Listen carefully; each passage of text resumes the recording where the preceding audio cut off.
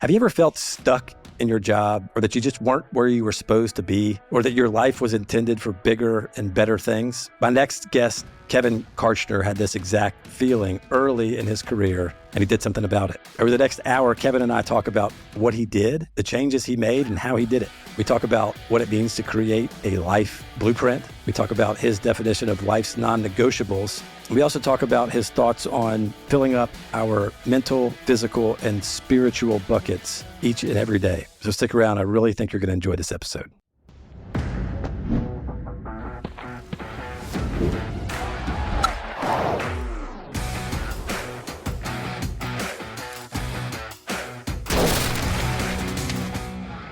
Boundary Breakers is brought to you by Carter and Clark. Kevin, thanks again for joining us. I've been looking forward to this interview for a long time as well. Look, I don't know how much you know about the podcast, but just a quick background. The name of our podcast is Boundary Breakers, and we sit down with folks from all over the world, just like yourself, that have done the extraordinary. Is one way to put it, that have been uniquely successful in their own way, sort of breaking the mold, and have those people share their stories. We've had military veterans, CEOs, corporate employees. We've had a variety of different guests, but in those stories is unique information that is worth sharing because we can all learn from one another, whether it's through the trials and tribulations or the success that we've had. And so you fit, basically the perfect, you are sort of the perfect guest. You were in the corporate world, and I'm not going to steal too much of your thunder, but you were in the corporate world, and I think in your words, realized that there was more out there for you, and took a really unique path and have been extraordinarily successful doing it. And so what I would love to do is I would love to be quiet so that you can actually be the one doing the talking. But if you don't mind, would love for you to just spend a little bit on your background, just a little sort of origin story so the audience knows a little bit about you. And where you came from, and then if you could talk a little bit about your initial career, what you were doing, and then what changed. Maybe this life-changing event in Mexico that you had to make you sort of wake up and want to do something different. And then I think we can spend the majority of the time on your own business, and after you started your own business, and including your book, Talk is Cheap, the fight against mediocrity. So look, I just can't wait to hear your story, and I think the audience is going to get a lot out of it. Does that work on your end? Yeah, no, I'm excited to jam. And who is the target listener? Who am I talking to? Great question. So the target listener is what I would consider a student of leadership, right? Or a somebody who is ambitious and hungry and wants to go to the next level in whether it's in their existing career for the existing company, or they want to become an entrepreneur. Somebody that is hungry and wants to be extremely successful and is looking for how to get there, and can benefit from hearing somebody else's story for what they did to get there, and whether it's motivation or an idea or a thought that can help them get to where they want to go. Cool. Awesome. Sweet. So you want to start, just give us a little bit about your background and sort of where you grew up and whatever you feel like sharing on that end? Yeah, for sure. I'll give the Cliff Notes version, then we can dive into whatever you want to. So perfect. I from Utah, grew up in Utah, and one unique characteristic about me is whenever I do something, I tend to be all in obsessive about it. And so I wanted to be in the NBA, and then my neighbor was riding a unicycle down the street while I was playing basketball. And I was like, Man, that is this. I remember thinking like, that's the stupidest thing I've ever seen. Why would anybody ever ride a unicycle? And then just a few years later, there I am unicycling my life away, and I'm competing nationally and internationally, and I ended up ranking second in North America and fourth in the world in street unicycling, which is like skateboarding but on a unicycle, so jumping down stairs, grinding down rails, and all that. So how old were you when all that was going on?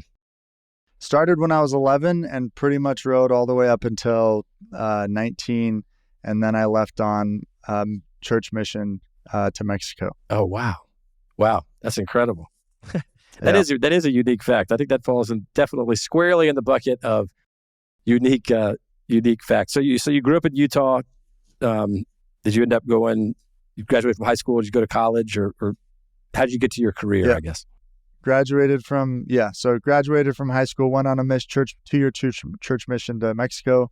Didn't speak a lick of Spanish and had to learn all that. Wow. And that's where I really learned how to accomplish goals by choice and not by chance. Really, the Talk is Cheap book came from those experiences there. Got home and knew I wanted to start a business to be able to provide for my family and create freedom and all that. But dude, I had no idea what business to start, like zero idea. So I studied accounting because it was the language of business, and got an accounting job out of school at a really good company, really, really amazing job and really great career. But I just, I'm sure a lot of people relate to this. I just felt like there was something different, felt like there was something more. And I knew I'd rather live in a cardboard box than continue on a path that like wasn't aligned with what I wanted to do.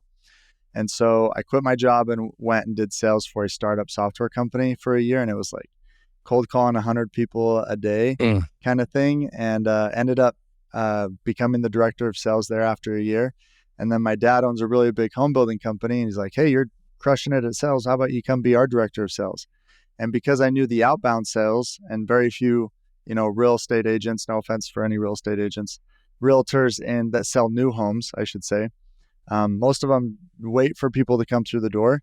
And, but I was calling people, prospecting. And so I pretty much outsold everyone by 2 and was doing really well. And then I was supposed to take over the company, really, really big home building company for my dad. And, but I just, again, felt that, that's not the direction you're supposed to go. And I'm a very religious, spiritual person. So I prayed about it and basically came to the term that I was supposed to go, teach sales. Wow. And that's when I left and started my own company teaching sales. And it's evolved from, we do more, our tag phrase is, we help elite business owners grow their business without sacrificing their family or faith. Oh, wow. And so that's kind of my journey. And I got a master's degree in real estate development while I was doing real estate for my dad. And so that's kind of my education and how I got to my career right now. I love it. That's a perfect Cliff's Notes version. So look, I really want to dig into something that you said that you said, I think a lot of people can relate to this. I was sort of in the grind and felt like that there was something greater. I don't want to put words in your mouth, but something better or different that you were supposed to do. And look, I can tell you, I went to school, ended up going to law school and practiced law for almost 5 years and had the exact same feeling, right? Like is this it? This is it, right? Is this what I'm supposed to be doing? So I want to dig into that. Help me understand what that feeling was, and how long you had it. That's a really good question. I think it hit me about 10 months into my first job out of college. And I just think when you, part of it was that made a pivotal difference is I had created what Stephen Covey calls a mission statement in his book, 7 Habits of Highly Effective People. Mm-hmm. I call it my life blueprint. Basically, like at the end of my life, what do I want to have become and accomplished? And when I looked at the path that I was on, I knew that at the end of my life, I would be disappointed with where it led.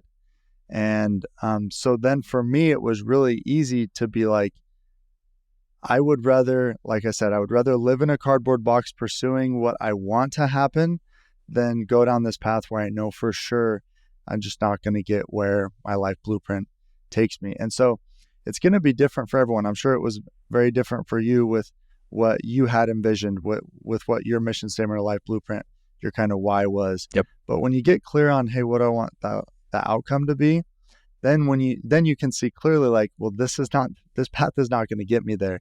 And that's when that, call or, really call or, pull to, hey, if this is what your life blueprint says, this is what you want to do, this is not going to get you there. And I would say it's a blessing to have that feeling, because you're being called to something greater, and it's so scary, but everything great happens on the other side of taking that leap of faith. And I'm sure you could say the same thing. Yeah, absolutely. Absolutely. And what I've found is that a lot of people have or get that feeling, right? This feeling like, this isn't it, this isn't where I'm supposed to be, or something is not right. But the struggle is often understanding, okay, well, if this isn't it, then what is, or why do I have this feeling? And I think you said some really insightful things there. Two things in particular. Number one is that you put together a life blueprint or a mission statement, but also that you started with the end in mind when thinking about your life, right? You started, okay, if my life was over and I was looking backwards, what are the things that I want to have accomplished, or what would I like for that to look like?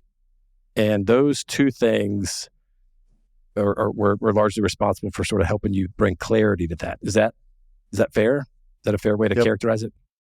100%. What made you, or why did you put a life blueprint together in the first place? What kind of spurred that to happen? Because I think that's a really interesting concept. Yeah, for sure. When I got home from serving a church mission, one of the first books I listened to on audio was 7 Habits of Highly Effective People. And is actually, I remember very well when I was listening to it. So like I said, I wanted to start a business, but I didn't know what. And one of the things that pushed me over the edge was in college, I was part of the entrepreneur club, really, because I didn't have a business. But they said, hey, we're going to do a $100 startup competition. You're going to read the book, $100 Startup. We're going to give you a $100 Visa credit card, and you're going to start a business. And whoever, accomplishes the most gets $1,000. And that was the push that I needed to be like, what do I have to lose? I'm in college. They're giving me $100. Let's do it. And one of my friends and mentors said that window washers make a lot of money. He's like, every time they come wash my windows, I pay them a lot. So you should try that. So I did. And so I'd listened to that book while we were cleaning windows. Nice. And we ended up winning the competition, which was cool. But I remember him talking about that concept, that principle of begin with the end in mind. And it's one of those activities that's very important, but not urgent. Like if you don't create your life blueprint this week, probably not a lot's going to change. But it's one of those things where if you put it off for a decade or 2 decades, that's where you really get into some trouble, because you just go down paths that you didn't want to go down for the sheer fact that you didn't have a clear direction. So when he taught that, I said, okay, I'm gonna do this. I'm gonna sit down and make one. And it was very rudimentary, nothing fancy, but it talked about what kind of family I wanted to have, who I wanted people to know me as, some of the accomplishments I wanted to have in my professional life. And it was just like almost like a goal list for the end of my life of who I wanted to be and what I wanted to become. And so when I was in that accounting job, it just, like I already said, I wasn't in line with that. So it was very easy to make a different choice. But that's really what sparked it, was listening to Stephen Covey talk about begin with the end in mind, which is such a key principle in life. Yeah. I could not have said it better myself. I've also found that in business, that principle is extraordinarily effective.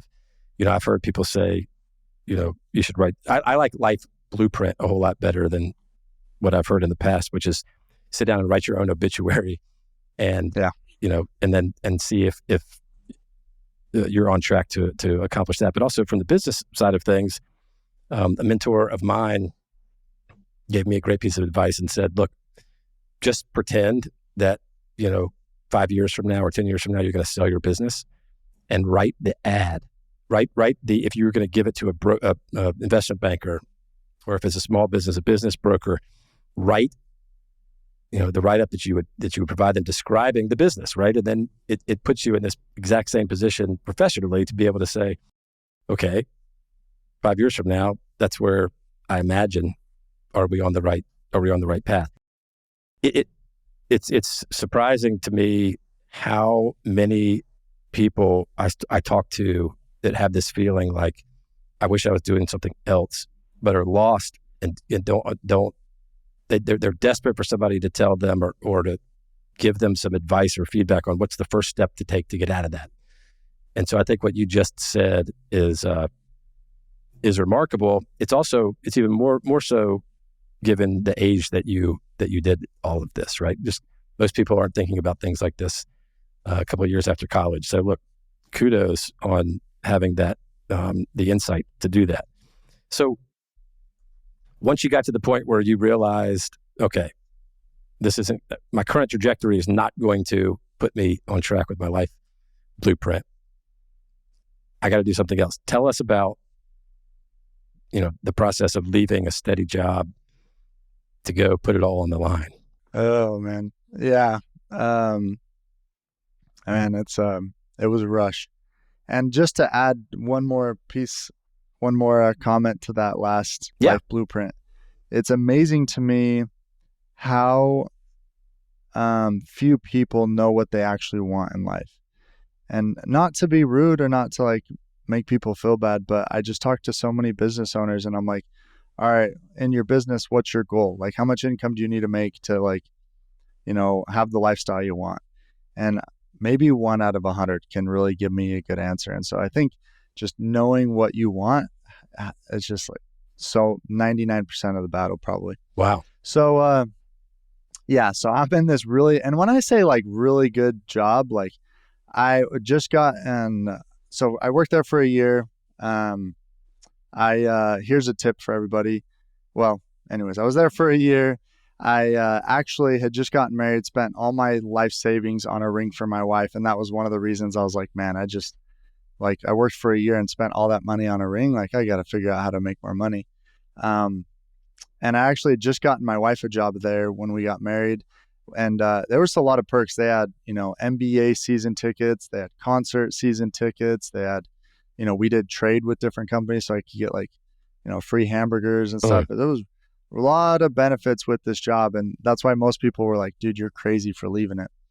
But I just felt like I was supposed to. So it was actually, I read the book Rich Dad Poor Dad when I was younger. When I was 14, my uncle gave me the pirated version of Rich Dad Poor Dad. So while he put on my MP3 player. So while everybody else was on the school bus listening to AC/DC and Britney Spears, I was being indoctrinated by Robert Kiyosaki. Nice. And I remembered a story from the book where he talks about selling and how important it is to know how to sell.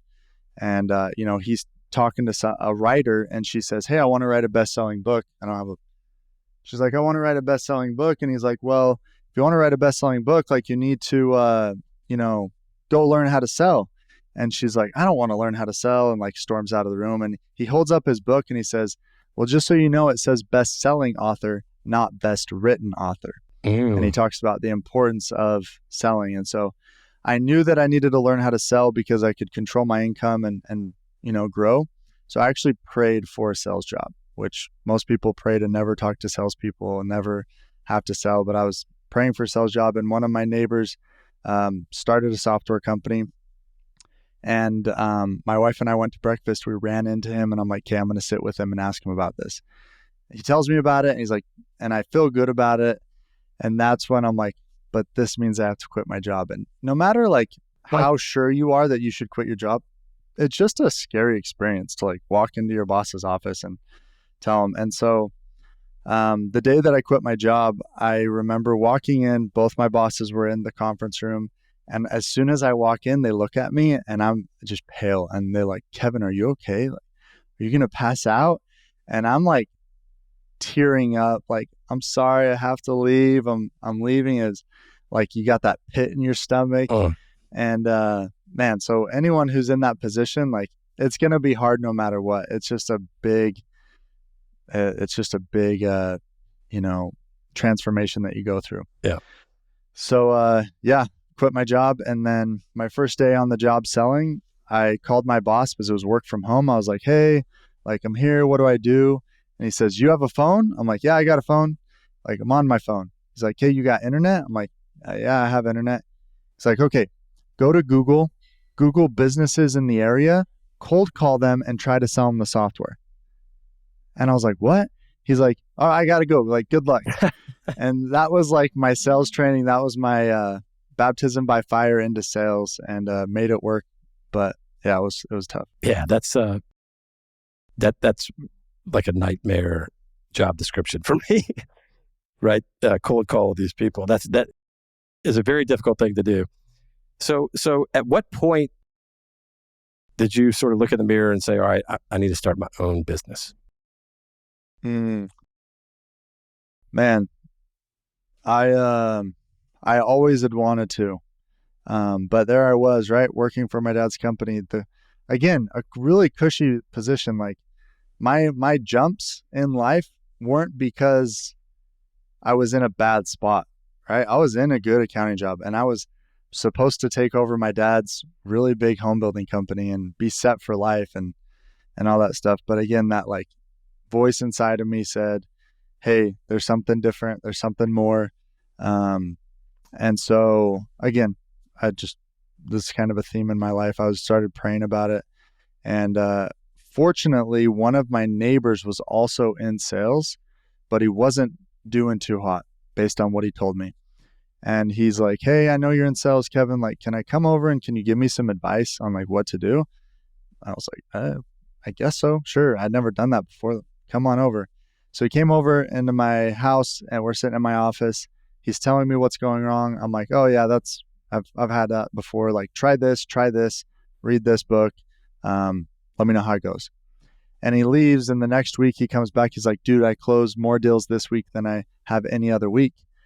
And I was like, man, that's awesome. I'm stoked for you. And that was the first moment when I had the thought, like, maybe I could do something like this. Like, maybe I could help other people. Because before that, it was just like this dream, out there in the distance. But that was the first time it became tangible.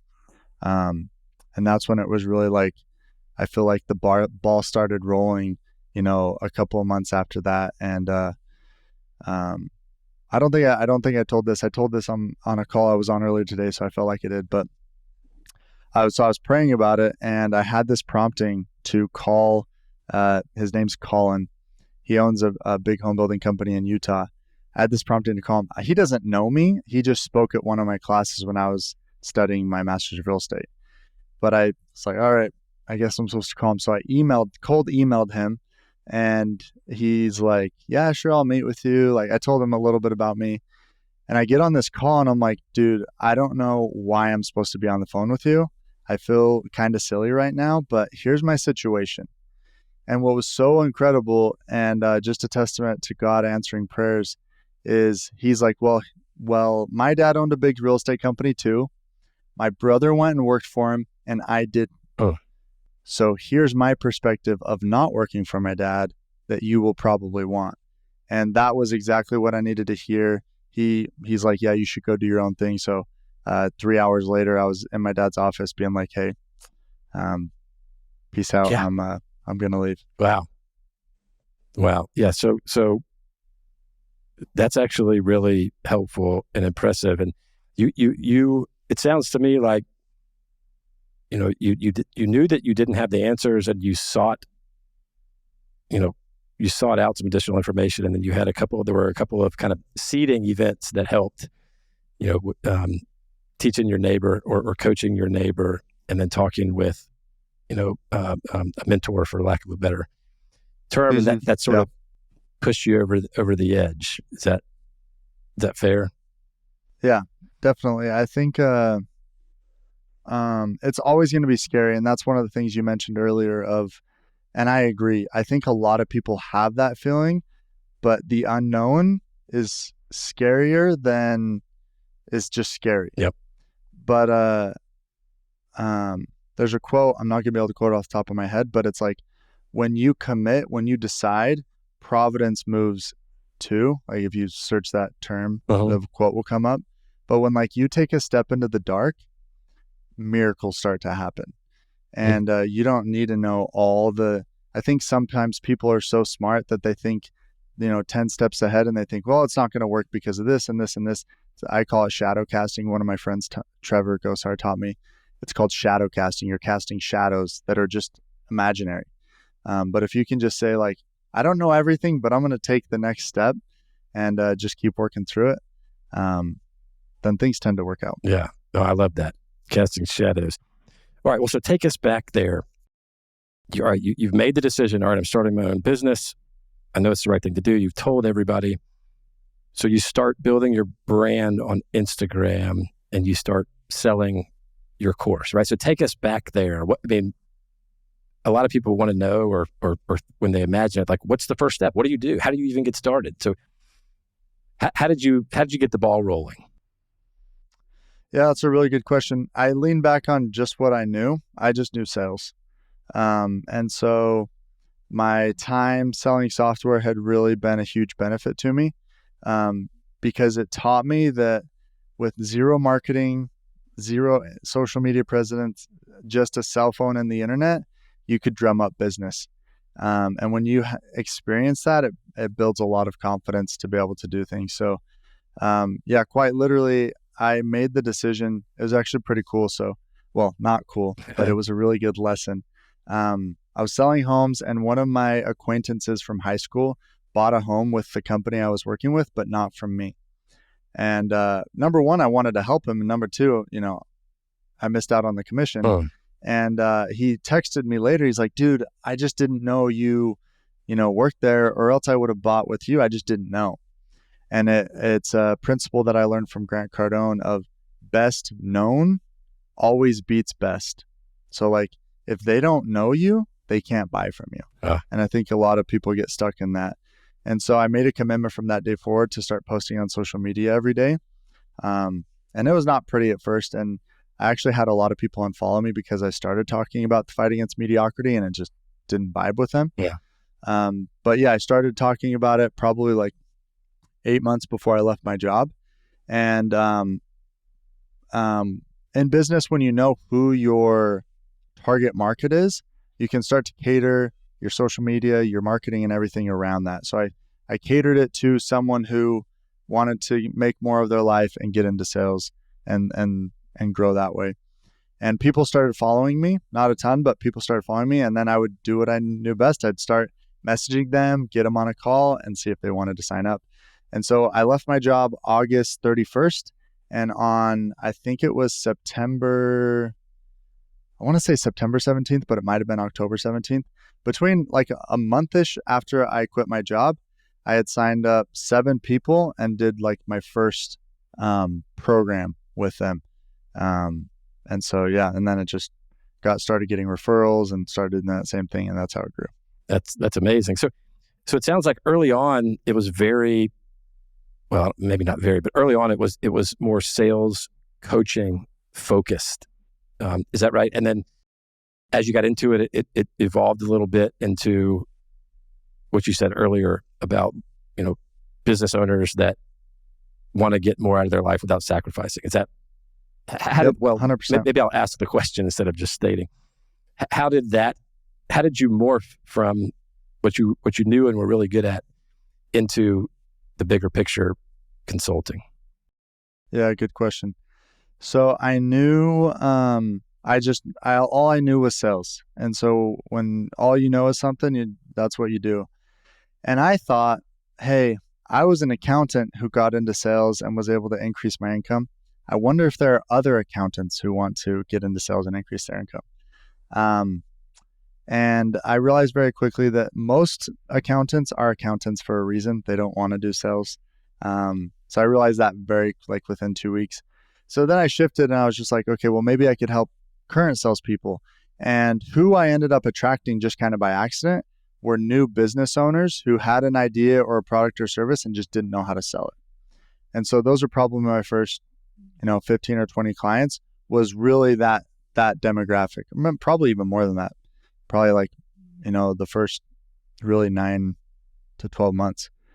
And then there was a point where I had accidentally, this is like a huge business lesson. So anyone who's like starting business or in the first 2 years, I'm not here to tell you I know everything about business, but I can tell you I've learned a ton over the last 2.5 years.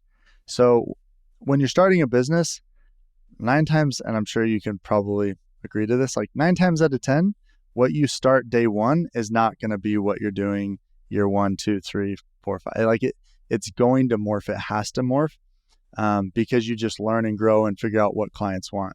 So it started out as sales training, and then it kind of morphed into business coaching. And I didn't do that on purpose. It just kind of accidentally happened with the offer that I had and people were signing up. But about a year of doing that, I can coach businesses on the sales and marketing and stuff like that. But I found that one of the things, this might be controversial, and it's kind of a thought that I'm working through right now. Sure. But I think what it takes to succeed in business and really anything difficult isn't so much like, yes, you need the skills and the tactics and all that stuff. Like you need those, but there are people who know those and still fail, because I think in order to really succeed in business, you just have to have the determination that you will not quit. And I realized that coaching business owners, it was difficult to coach those people who didn't have that I'm not going to quit attitude. And that was a really difficult transition for me, because I was like, I want to help these people so bad, but it was just a difficult transition. And then again, just as you're moving your feet, stuff happens. I got this one client who had just sold his company for $15 million. And he's like, dude, I want you to coach me. I don't need more money, but I do need to figure out how to continue to grow without sacrificing my family and my faith. And I had felt like I'd done a really good job of that in business. And so I was like, all right, well, let me show you what I'm doing. And I took him on as a one-on-one client for 6 months. And when we started, I asked him, hey, on a scale of 1 to 5, where do you rate yourself in life and in business? Or on a scale of 1 to 10. And I think he rated himself like 3 to 5, like pretty low. And I'm like, well, where do you want to be to call it a success? And he's like, I'd love to be like an 8. If I could say I was an 8 in life and business, like I'd be stoked. So I was like, all right, let's do this. So I took him through one of my programs and one-on-one coached him. And we just literally got done with the 6 months. And on our last session, I said, okay, well, where are you at in life and business on a scale of 1 to 10? He's like, dude, I'm at an 8 or 9. Oh. And that was pivotal for me, because I realized I loved coaching that. It wasn't the fact, we did talk some sales and business and marketing, but it was more of like alignment, growth, and execution coaching. Taking someone who already has proven that they will not quit and really getting them to that next level. And so that's the direction I'm going. I'm actually taking his team of 8. He has 8 or 9 managers. We're going through one of my programs together. And so that, helping elite business leaders grow their business without sacrificing family or faith is actually a very recent thing. And I used to be ashamed to be like, oh yeah, I changed a little bit. But now I'm like, yeah, man, I learned so much and I pivoted. And I'm always making these, 10x pivots and jumps as I learn more. Yeah, I love that. Look, I couldn't agree more about your thought that you said you were working through. Look, in my experience or my opinion, and look, I've interviewed, former Navy SEALs, former Green Berets, Delta Force guys, entrepreneurs, and it appears to me, and I certainly don't know everything and could be completely wrong, it appears to me that, when it comes to, is this person going to succeed or not, whether it's business or what have you, there's a pretty clear, bright line that they've got. If success is coming, they've got to be just almost obsessed with it, right? Like just this dogged determination that I don't care what happens, it's going to happen. But then the other skills, are they gifted socially? Do they understand finance? All those other things kind of come into play as a matter of degree of success, right? But it seems to me that without that fire or determination, that's sort of the binary determining factor there, yes or no for success, and then the others are more the degrees of success. But walk us through. I mean, it's interesting your experience with that gentleman you coached who sold his business, who he said he was at a 3 or a 4 early on and made it up to, you said 8 or 9? Mm-hmm. So what was involved in that coaching, and how, I mean, this can be a really difficult question to answer, I realize, but how did you get him there? Was it because of the knowledge you imparted, or was it teasing his own thoughts and things out of himself, or what? Maybe just sort of a general explanation of your coaching process and what's involved might answer. Yeah, no, for sure. So I have, there's a 6-week program called The Foundation where I walk people through, and that's one of the key things. But I would say, and I think he would probably agree with me, there was a lot. We had in 6 months a call every other week. So what's that, like 13 or 14 one-on-one calls where we were coaching through stuff. He went through the program. So it wasn't like, I just snapped my fingers and there was the change. Like it took. But if I had to guess, and I think he'd probably agree, there was actually one thing that probably contributed to 80% of the change.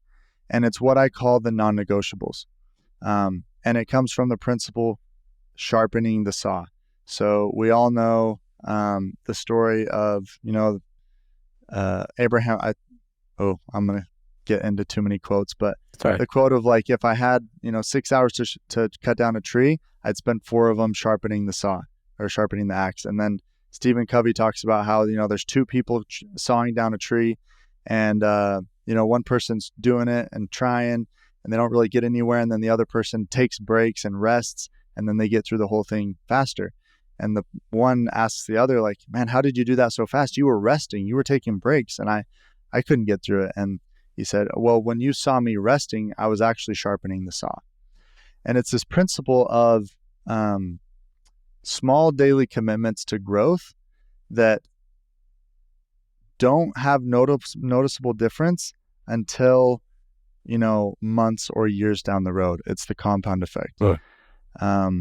So anyways, the non-negotiables are investing every day in your mind, your body, and your spirit. So what I teach is invest 30 minutes into your body.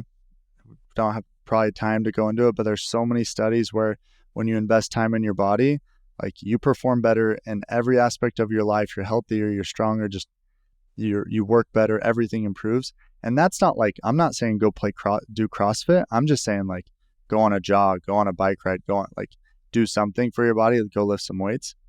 Mind is 15 minutes a day. So that's reading a book, listening to this awesome podcast, going to a conference, whatever, but investing in your mind. And then the third one is spirit. And for a lot of people, it will be religious, but it doesn't have to be. The principle is, each of us has a rooted character, personality inside of us, and that's our soul. That's our spirit. Everyone has one. Your body is just the house of your soul or your spirit. And so it would be foolish to neglect it and not nourish it. We would never go weeks on end without feeding our body, but yeah, most people go months or years without nourishing their spirit, with whether that be prayer or scripture study, but that also could be meditation or gratitude or serving someone or yoga, like whatever it is. And so I just teach, hey, 1 hour a day, sharpen the saw. Over a week, you might not notice a difference, but over a couple of months, years, like no one's going to be able to catch up to you. And on my podcast, my very first episode, I had a guy named Adam Webb, and he said something that, man, it just impacted me a lot. I asked him what his daily habits were in self-development. And he said, every day I learn something, I grow. He says, because there are opportunities that will come up in 5 years from now. And if I don't prepare today, I won't be ready for those opportunities. Wow. And it just really impacted me a lot of, yeah, you can't shortcut it. And I have the perfect analogy. Well, I think it's perfect. I'm biased, but it's my experience. Sure. The perfect analogy of this, because most people try to cram it in, right? When their doctor finally says, hey, you got to start eating right or it's going to end badly, that's when they try to fix it. Or, they get fired from their job and they didn't invest any time in their growth for 5 years and they're surprised when they can't find another job. Or, they're depressed, but yet they never spend any time being grateful or serving. And so most people wait till it hits rock bottom till they fix it. And then that's kind of like, moves from quadrant 2 of not important, not urgent to quadrant 1 to super urgent. Yeah. But I had an experience where I'll keep it short, but I went to the dentist and they measured the health of my gums, which they've never done that before, but just randomly they're like, yeah, we're going to give your gums measurement and grade them. And I was like failing. They're like, yep, that was an F, that was a D, that was an F. Like, you have really unhealthy gums. And they're like, you got to fix this or else we're going to have to do, some grafting on your gums and all this stuff. You don't want to do it. And so I was like, okay, I will start flossing. And so for 6 months, I flossed every day. Now, flossing only takes 60 seconds. And so over 180 days, that adds up to only 3 hours. So in 6-month period from my very horrible grade to 6 months later, my next checkup, I just flossed every day, which accumulates to 3 hours. And I walk in and I'm like, hey, I flossed every day. And they were super surprised. Apparently, nobody ever does that. And I go to get my gums graded and it was like A plus, and I just aced it. Wow. And I realized in that moment, like, I could not have shortcutted that process. I could not have, 3 hours before my dentist appointment been like, all right, I'm going to put those 3 hours in and I'm just going to floss real quick for 3 hours straight. Like, that would have been a bloody mess. Like, doesn't work.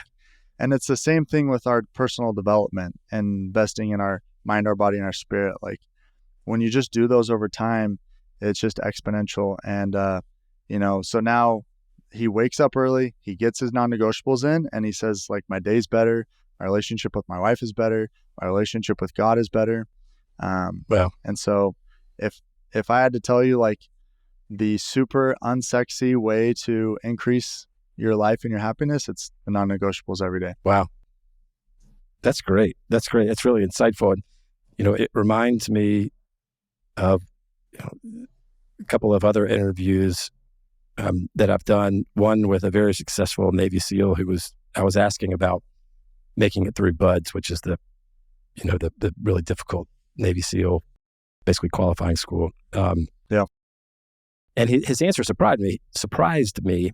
He said, look, you got to get yourself right before you could ever face any challenge like that. If you're not right with yourself, then you're never going to be able to do anything, much less something extraordinary. And so it sounds like to me, you're less focused on the specific tactics and techniques with regard to, when to call somebody or how to say something different, and more focused on the overall well-being of the principal that's driving that business to get them right, so that they're in a position to sort of utilize the multiplier effect on every other aspect of their life, including their business. Does that encompass sort of your approach? I mean, I think you said it when you mentioned if you're not right, like, and that's one of the things I talk about, right? You can't lead others above where you're at. And that's what most people try to do. And so you got to first lead yourself each day, and then you can take care of and lead others. The tactics and strategies and all that, they definitely help. And I guess you didn't ask specifically, but, like, for example, in sales, like, there's probably some things that are better to say than other things. Sure. But you're going to learn those as you invest each day in your mind. Gotcha. And I certainly didn't mean to suggest that you ignore those, tactics. No. Or don't focus on them. But I think it's unique in terms of your approach that you appear to have sort of, I don't want to overstate it, but Well, almost like unlock the secret, right? In order to I go ahead. no, I think I know exactly where you're getting at. So, um, I always joke I'm a recovering accountant. Like I studied accounting. I do have very analytical side of my brain, and my wife will tell you like when we go and order at restaurants, like I'm like, man, do I get this or do I get this? Like it's a whole ordeal. And so I'm very analytical. I tend to be analytical, and try not to give myself that identity, but I tend to be. I'm striving to be better. So one of the things that draws me to is I don't want to do things. I want to be sure of things. And so what I found was I often seek principles and truths that I can count on, like that are true yesterday, that'll be true today, that'll be true tomorrow. And so to your point, that is what I focus on, is like the true principles that I can basically tell my client, like, this works. It works yesterday. It works today. It'll work tomorrow. I promise you it works. Versus, yes, I do steer away from, hey, there's this, Facebook ad strategy that'll work maybe for the next month. Like, go give it a shot. Like that. I'm not really into that. Yeah. I'm more into the things that are going to be enduring. That's awesome. Well, look, I mean, you've obviously been extraordinarily successful with your business. So you clearly are focused on the things that move the needle. And it's insightful to hear you describe all that. So tell us a little bit about your book, Talk is Cheap, The Fight Against Mediocrity. Yeah. So, man, it's... Well, I'll help you out. I'll help you out. Why did you decide to write a book? that was a little bit. That's why I say it's kind of a funny story. So I started reading a lot when I was in, got off my mission in college, and after college, I'd listen to Audible and all that stuff. And you kind of listen to the ones that everybody tell you to listen to, right? Like Atomic Habits, and you get through those, and then from there you kind of start diving into maybe books that people don't recommend, but you just see them on Amazon. You're like, oh, that looks good. And as I don't mean to be like rude, but I started reading some of those books, and I'm like, this book really isn't that good. If they can write a book, I could write a book. I love it. And so maybe that little bit of arrogance. And in that process of like having that thought, I kid you not, one of the things that I would do is I knew I needed to reprogram my mind with how I thought about success and, discipline and all that stuff. So I'd listen to motivational YouTube videos from Kobe Bryant, Michael Jordan, Arnold Schwarzenegger, a lot of those kind of motivational things. And I'd listen to them in the morning at the gym, and I'd wake up, typically wake up between 4:30 and 5:30. And so I'd be at the gym all alone with my headphones on, listening to that. And as crazy as it sounds, the chapters just started coming to me. So it was like, this needs to be chapter 1. This needs to be chapter 2. This is chapter 3. Boom, boom, boom. Like, this is what this is going to talk about. Wow. And so it just kind of all came together like in my Apple Notes. And then in how I plan is I know that there are only a few I call them daily priorities. They're basically behaviors or habits that will lead me to my goal. So I set the daily priority to write 500 words per day. And so I would every day I'd make sure I wrote 500 words a day. And within 6 months, I had the first copy of my book. And then it took another 6 months of editing and all that stuff to get it done. The easier part is writing it. Mm-hmm. The harder part's the editing and getting it,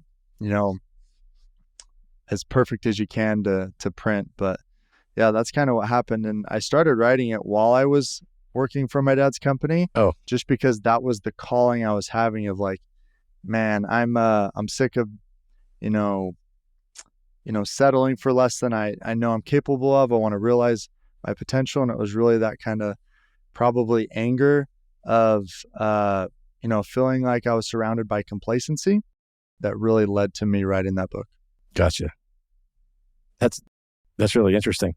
Well, so describe for us, if you could dream up the perfect person that your book is trying to talk to? Where is that person in their life, and what are they feeling? Like who's the ideal target that could get the most from your book? Yeah. There's a joke in that I hear a lot of authors say, that the book you write is the book you need most. And so I would say that book is for me, during that time when I was really not sure what to do, and really not feeling like I was in alignment with my life blueprint. I think it's for that person who's like, I know I'm capable of more. I know I'm meant for more, but like, how do I make it happen? I think that's who the book's for. I love it. I love it. We started this discussion talking about how many people have that feeling. And so you certainly wrote it for a wide audience. What do you hope when people are finished reading your book? What do you hope that they come away with? Honestly, my biggest hope, every in-person workshop or conference that I host, I always start with one slide, and it says,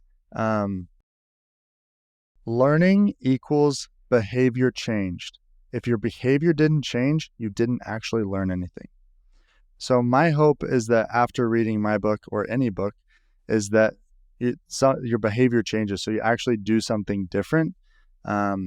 And I always say, like, maybe it's something you read in the book, something I said, and that's great, but maybe it's just a thought you had as you were reading. And my hope would be that you take action on that. I love it. I love it. That's fantastic. All right. So we've talked a lot about life blueprints or mission statements. If you're comfortable sharing, well, I guess two questions. Number one, has your life blueprint changed from when you knew that you weren't where you're supposed to be, when you knew you weren't where you were supposed to be versus where it is today? And then if so, are you comfortable sharing some of your blueprint or your mission statement? Oh, usually I'd say I'll share mine if you share yours, but I can share a portion of it. Okay. So I think I'm a big believer that the life blueprint evolves as you evolve. I think it would be foolish to say that, you create a life blueprint when you're 25 years old and then it's in stone, right? Because we all evolve. In 5 years, how you see the world changes and how you view things, and maybe some of your values change because you grow and you change. And so the life blueprint is definitely always evolving. But I would say there's always some core values that stay the same, or core principles that stay the same. So like I'll read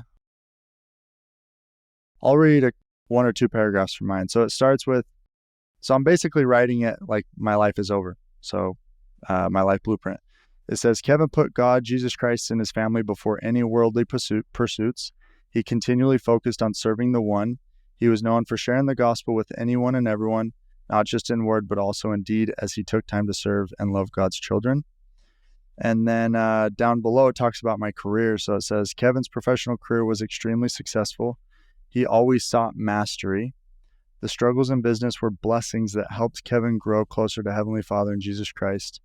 Kevin and Lauren, so that's my wife, earned millions of dollars in active and passive income. They also gave away millions of dollars to those in need. Don't laugh at this one, but Kevin lived to be 150 years old with his sweetheart, Lauren. Kevin and Lauren served 15 missions for the Church of Jesus Christ of Latter-day Saints. They lived worthily and endured to the end. And then talks about a little bit of our family. But you can see it's very principle and purpose based. Yeah. And you might read that and say, like, Kevin, why did you put you want to live to 150? The reason I put that is because in the book 10X is easier than 2X, it talks about how when you raise your ceiling, your focus changes. And so if I put the goal to live till 85, I'm going to make different decisions than if I put 150. If I put 150, what I put into my body every day changes, how I exercise changes, how I think about everything. So will I hit that? Maybe, maybe not. But if I hit 110, that'd be pretty sweet. Absolutely. And so it just changes how I focus. Yeah. No, I love that. Look, I mean, and I ask if you would share, not, because just out of curiosity or to expose, your desires in any way, but so that if there's somebody, if somebody wants to create one, they understand sort of what's in there and what is required. And from what you shared, that's very admirable. And suffice it to say, I'm very impressed. Very impressed. Look, you obviously have a gift of insight into getting with how people can get in the best position themselves in order to get out of life what they're looking for, is the only way I could sort of say it off of hand. And it is apparent from word one, or has been apparent from word one in this discussion. And I think it's going to be very helpful for the listeners that are in that exact same position. So look, I want to be respectful of your time, and we're running a little bit over, but I always ask one question at the end of each interview to every guest. And bear with me, it's a little bit silly, and God forbid anything like this would ever happen. But if there was a fire or some disaster and at your house, and you had, everyone was okay, nobody was in danger, but you had 60 seconds to run in and grab one thing from your office or from your house, what would you grab? It's funny because I have actually thought about this a couple of times, of what I'd grab.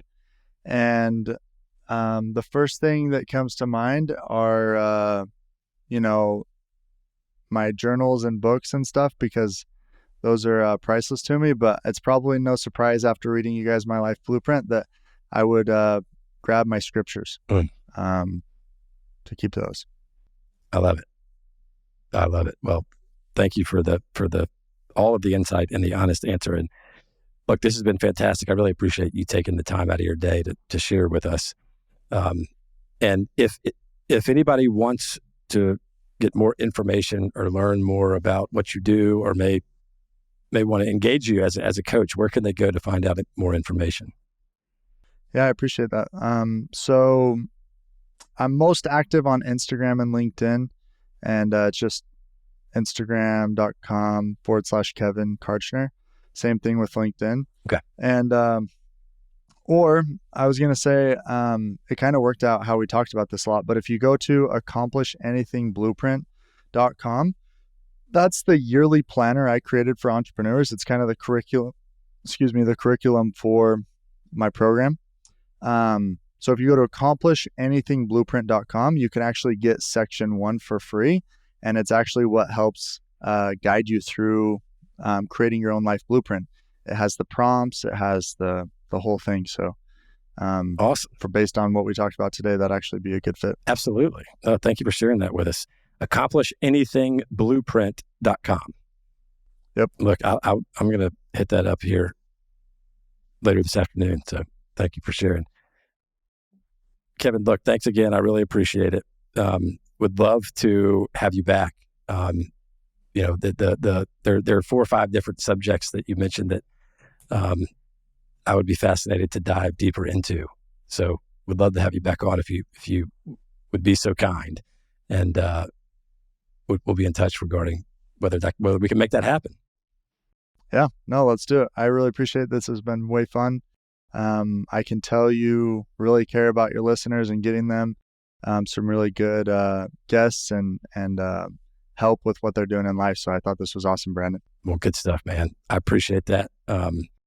Much success to you and your business. I can't wait to see where you go. Thank you. All right. Appreciate it. Don't forget, everybody, you can find Boundary Breakers in a lot of places. You can watch our episodes on the Boundary Breakers YouTube channel, or you can listen to each podcast on Spotify, Apple Podcasts, or any of the other major podcasting platforms. Thanks for listening.